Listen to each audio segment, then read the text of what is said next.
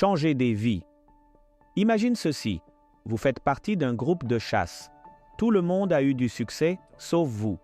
Alors que les autres célèbrent leur prise, vous restez les mains vides. Frustrant, n'est-ce pas? C'est exactement ce qui est arrivé à Theodore Roosevelt, le 26e président des États-Unis, en novembre 1902. Il participait à une chasse organisée par le gouverneur du Mississippi.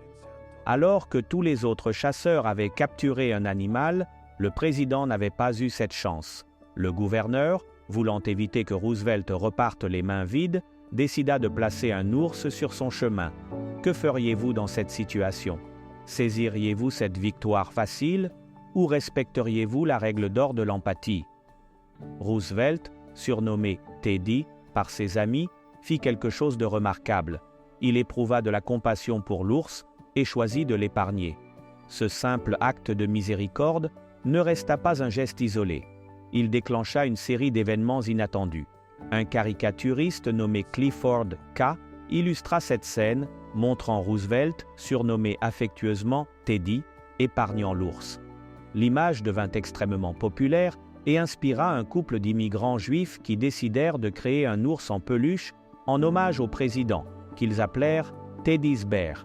Ils commencèrent à le vendre dans leur confiserie, mais la demande fut si forte qu'ils abandonnèrent leur commerce initial pour se consacrer à la fabrication de ces ours en peluche. Plus d'un siècle plus tard, l'ours en peluche, Teddy, reste l'un des jouets les plus populaires au monde. Un simple geste de miséricorde, un acte de bonté envers un animal, changea le destin d'une famille, et d'une certaine manière, celui d'une industrie entière. Cette histoire nous enseigne une leçon puissante. Parfois, un petit geste peut mener à quelque chose de bien plus grand.